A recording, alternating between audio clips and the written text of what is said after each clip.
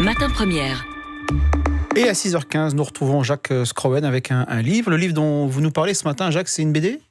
C'est une BD, oui, parce que ce sont des gags qui sont dessinés en quelques cases, donc comme toutes les BD, mais c'est aussi autre chose parce que le thème de ce bouquin qui s'appelle Les moutons, il aurait pu faire l'objet de dessins de presse aussi. Ça m'intrigue, un thème particulier, c'est-à-dire ? Un thème particulier, voilà, c'est simple. Ce livre, Les moutons, titre très significatif, il nous parle du monde de l'entreprise. Mais il parle de notre monde, de nous, aussi au jour le jour, et dans les méandres de ce qui est notre vie active.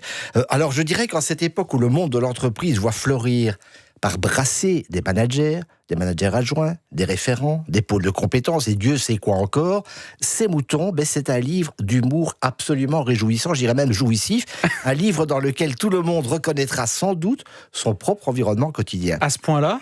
Oh oui, à ce point-là. Les deux auteurs réunis sous un seul pseudonyme, Alcy, publient le strip dans le journal L'Écho.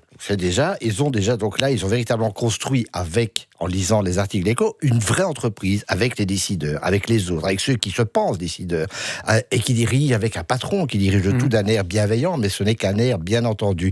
Et les auteurs nourrissent leur imagination, je le disais, avec les articles de ce magazine dans lequel ils publient leurs pages, et qui ouvrent ces pages aussi souvent aux vrais décideurs de l'économie. Et de cette manière, l'imaginaire d'Alcy, donc la dessinatrice, rejoint très souvent la réalité. On y parle de concepts, le tout dans un langage abscon et bien sûr hyper américanisé. Vous voulez quelques exemples ? Bien sûr, oui, allez-y. Alors voilà, un gag sur cette mode qui de nos jours est sous l'alibi de rendre l'environnement du travail plus convivial.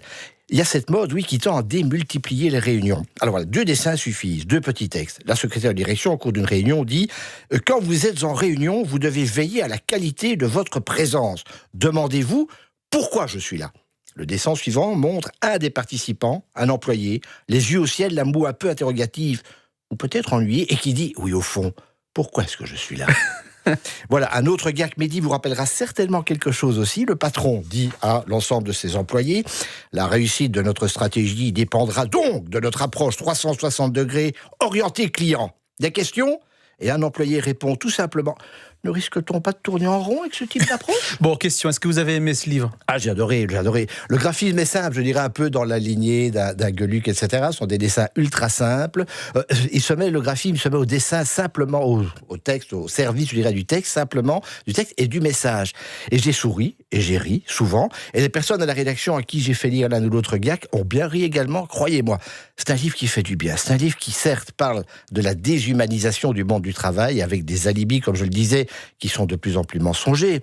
Mais c'est un livre qui remet les choses à plat. Tout compte fait, même si tous les employés sont des moutons, qui se laissent diriger comme de braves esclaves modernes, même si le chef de ces moutons porte le nom de Monsieur Wolf, on peut se dire de page en page qu'il ne tient qu'à nous tous, ici, ailleurs, partout, d'oublier Panurge et de reprendre le temps de vivre, le temps de communiquer vraiment. C'est sérieux tout ça ? Est-ce que l'humour n'est pas la politesse des rois, la politesse du désespoir, comme le disait Breton. Ouais. Alors ce livre, tout compte fait, c'est un discours sombre, c'est vrai, mais en même temps, il nous ouvre les yeux. Et puis je crois qu'ouvrir les yeux, finalement, c'est déjà le premier pas vers l'envie de poser des regards sur des choses essentielles et pas fabriquées et imposées. Les moutons, pour moi, c'est un livre à lire, à relire, à faire lire, à offrir, dans ce monde qui est le nôtre et qui perd de plus en plus, je pense, et j'en suis de plus en plus persuadé, la notion même d'humanisme, donc d'humanité. Voilà, ça s'appelle Les moutons d'Alcy. Alors moi, j'aime beaucoup le sous-titre de cet ouvrage Les moutons, « Make Management Great Again ».